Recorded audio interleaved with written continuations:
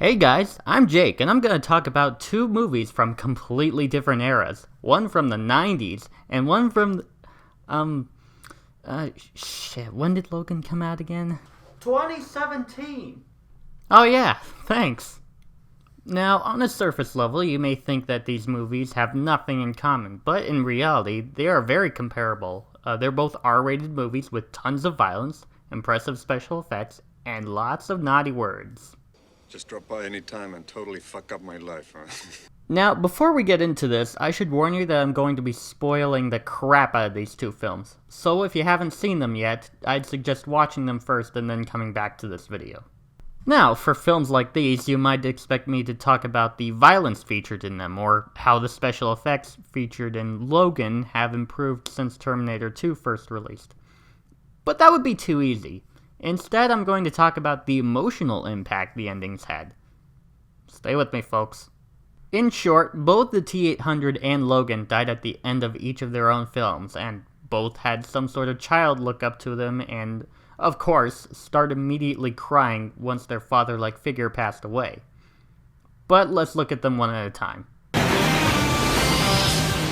Now, before we get started, I have a confession to make. Aside from Logan and maybe the two Deadpool films if you count those, I've never actually seen any of the other X-Men films. FBI, open Wait, up! no! In the film, we see the hero fighting some sort of evil clone of himself, and he's losing pretty badly. And it's all because the serum that he took to increase his strength is slowly killing him, and, well, getting stabbed repeatedly is only accelerating that. In an act of desperation, Laura grabs the silver bullet that apparently kills anyone with regenerating powers and shoots the clone in the back of the head. The scene that follows is actually heartbreaking.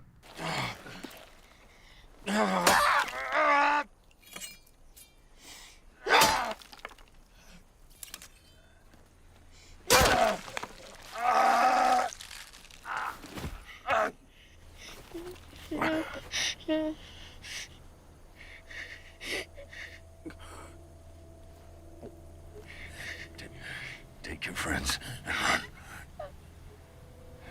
run. They'll keep coming and coming. Yes. You don't have to fight anymore. Go. Go.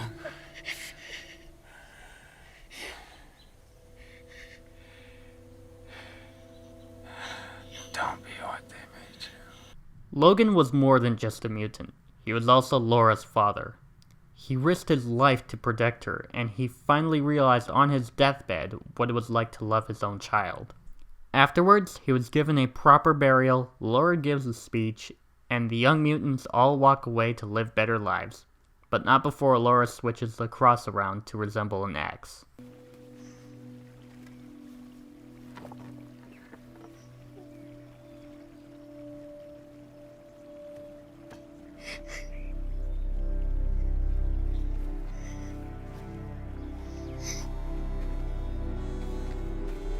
When I first saw this scene, I felt like I was watching the ending of a Pixar film. And if your film is being compared to Pixar, you know you're doing something right. The filmmakers knew exactly how to make audiences feel sad, and they nailed it. But now how does the next film compare?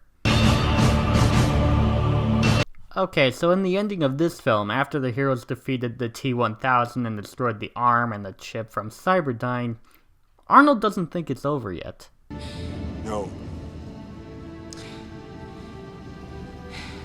There's one more chip.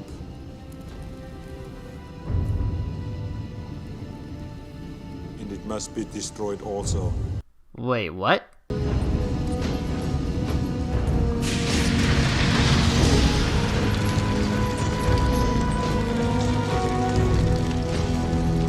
Okay, I guess that's sad, but why don't I feel anything?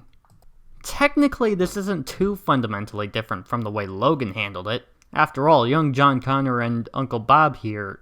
Uncle Bob? Oh, just go with it, Arnold. Anyway, they've spent pretty much the entire film bonding with each other like a father and a son, despite the fact that Uncle Bob is supposedly an emotionless robot. Actually, now that I think about it, it's a very similar concept to the Iron Giant. You stay It's pretty clear that a relationship like that can work in a film, and John even cried at the thought of Uncle Bob essentially killing himself. So why doesn't this scene work as well as the one in Logan? Well, here's my thought. When Logan was so close to dying, he kept on pushing himself to defend the group of young mutants until he was eventually stabbed by a tree branch. This is a man on his last dying breath, taking a look at his daughter one last time as she is crying up a river. And once he died, that's it. There's no coming back from that. Not even Deadpool can save him. In Terminator 2, however, it's not exactly the same. Sure, Uncle Bob gets severely beaten up. A lot. But here's the thing. He's a robot. He can easily walk that off. And in fact, he did. After his power source was impaled, he rerouted all energy to an alternate power source and got up easily. So, when he killed the T-1000, they could have just ended it there, or maybe even had a scene where they repair him. But no. Instead, James Cameron was drunk one night and said to the writers, "Hey guys, you know what would be really good? You know what would get the butts in the seats? A tragic scene where Uncle Bob just freaking kills himself. Yeah, that'll be great. Let's do that." I'm sorry if you guys disagree, but in my opinion, there was no reason for him to sacrifice himself. The job was already done, and Uncle Bob certainly wasn't on his dying breath like Logan was. He was just like, well, my objective is fulfilled now. Guess I'll go die.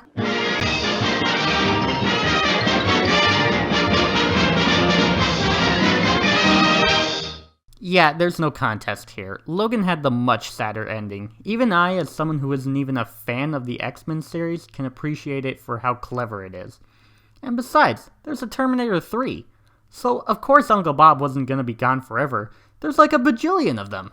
Now, that doesn't mean that Terminator 2 is a bad movie. In fact, it's actually really good. And even though the ending wasn't as sad as I would have hoped it would be, it at least had most of the elements that brought it close to making it work. Like when Uncle Bob hugged John and even shook Sarah's hand, who, might I add, originally despised the Terminator that came before him. But ultimately, I believe that Logan is just the better film overall. Even if you're not an X-Men fan, you can still get into it without knowing everything about the films that came before it. So, if you haven't had the chance to see Logan yet, then congratulations, you just allowed the ending to be completely spoiled for yourself. I hope you're proud, because you're never gonna get that moment back.